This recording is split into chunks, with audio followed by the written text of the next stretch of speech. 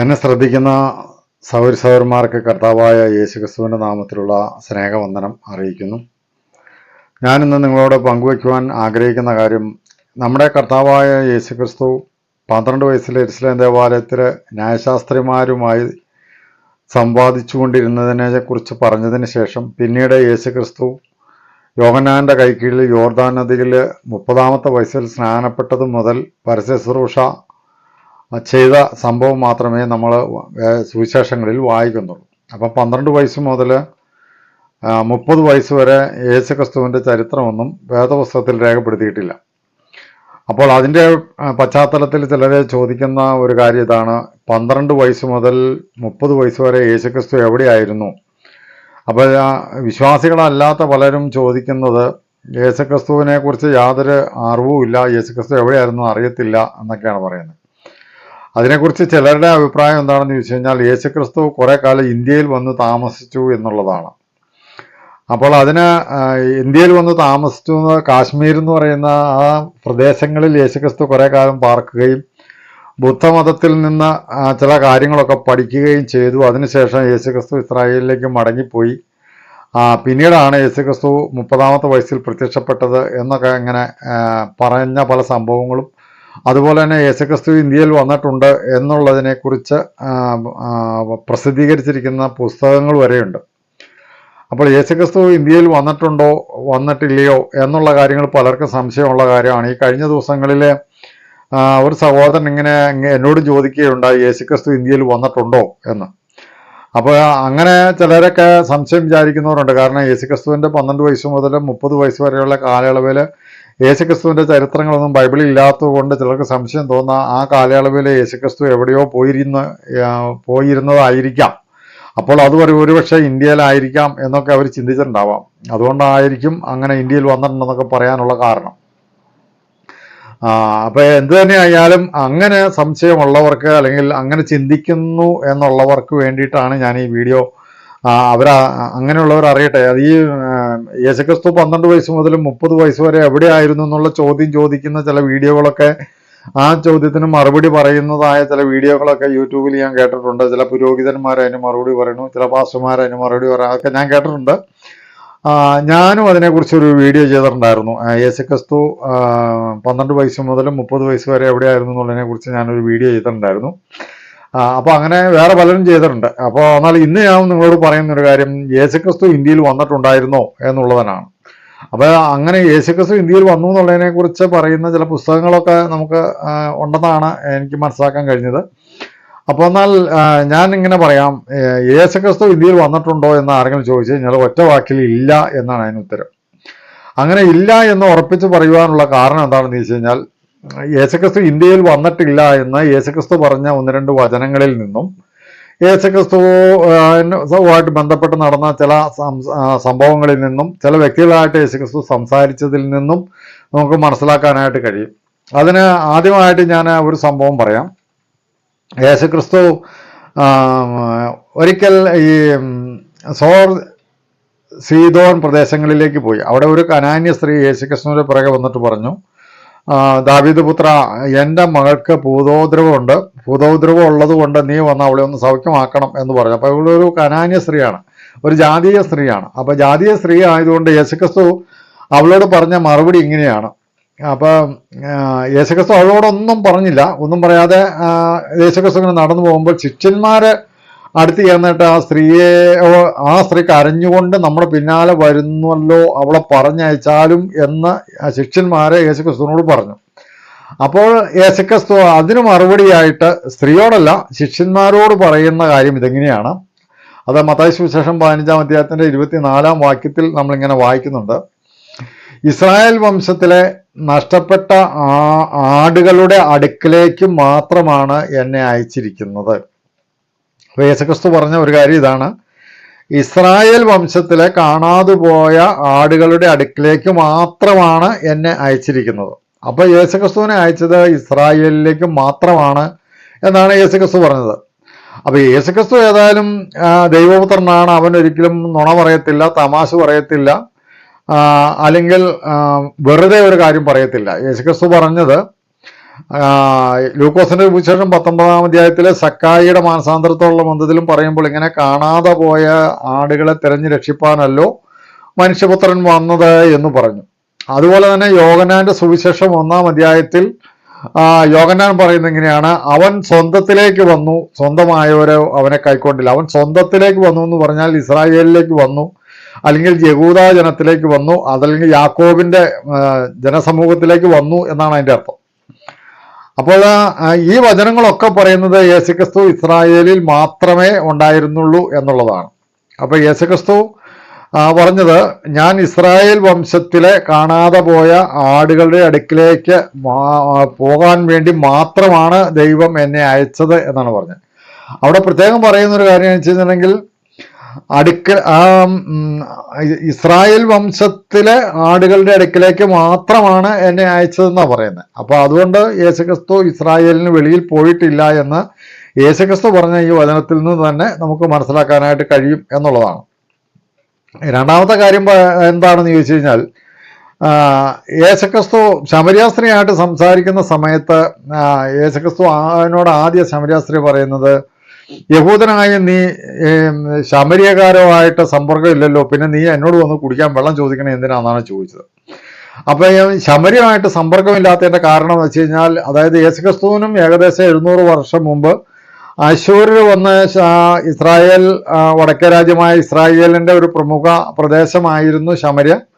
ആ ശമര്യ അശൂര് പിടിച്ചടക്കി കഴിഞ്ഞപ്പോൾ ബാബിലോണിൽ നിന്നും മറ്റ് ജാതീയ സ്ഥലങ്ങളിൽ നിന്നൊക്കെ കുറെ ജാതികളും യഹൂദന്മാരും കൂടി ഇടകലർന്ന് ജീവിക്കുന്ന ഒരു സമൂഹമായിരുന്നു ശമര്യയിൽ ഉണ്ടായിരുന്നത് എന്നാണ് ചരിത്രം പറയുന്നത്. അപ്പൊ അതുകൊണ്ട് അവിടെ ഇടകലർന്ന ജാതികളും യഹൂദന്മാരും ഇടകലർന്ന് ജീവിക്കുന്നത് കൊണ്ടാണ് ശമര്യയിലുള്ള ജനങ്ങളുമായിട്ട് ഇസ്രായേൽ ജനത്തിന്റെ യഹൂദന്മാർക്ക് സമ്പർക്കമില്ലാതിരുന്നത് എന്നാണ് നമുക്ക് മനസ്സിലാക്കാൻ കഴിയുന്നത്. സംഖ്യാപുസ്തകം 23-ാം അധ്യായത്തിന്റെ 9-ാം വാക്യത്തിൽ ബലയാം ഇസ്രായേലിനെ ശപിക്കണമെന്ന് ബാലാക്ക് പറയുമ്പോൾ പറഞ്ഞയക്കുമ്പോൾ അവൻ ഇസ്രായേലിനെ ശപിക്കേണ്ടതിന് പകരം അനുഗ്രഹിക്കുകയാണ് ചെയ്തത്. അനുഗ്രഹിച്ചപ്പോൾ പറഞ്ഞത് 23-ാം അധ്യായത്തിന്റെ 9-ാം വാക്യത്തിൽ പറഞ്ഞ ഇങ്ങനെയാണ്, ഇതാ തനിച്ചു പാർക്കുന്ന ഒരു ജനം ജാതികളോടുകൂടെ എണ്ണപ്പെടുന്നതുമില്ല എന്നാണ് പറഞ്ഞത്. അപ്പൊ അവിടെ ബലയാം പറയുന്നത്, ഇതാ തനിച്ചു പാർക്കുന്ന ജനം അത് ജാതികളോടുകൂടെ എണ്ണപ്പെടുന്നില്ല എന്നുള്ളതാണ്. അപ്പൊ ജാതികളുമായിട്ട് സമ്പർക്കമില്ലാത്തവരാണ് ഇസ്രായേലിര്. അപ്പൊ അതുകൊണ്ടാണ് ശമര്യാസ്ത്രീയായിട്ട് സംസാരിച്ച കൂട്ടത്തിൽ ശമര്യാസ്ത്രീ പറഞ്ഞ്, യഹൂദന്മാർക്ക് ശമര്യരുമായിട്ട് സമ്പർക്കമില്ലല്ലോ, പിന്നെ നീ എന്തിനാണ് എന്നോട് കുടിക്കാൻ ചോദിക്കുന്നത് എന്ന് ചോദിച്ചു.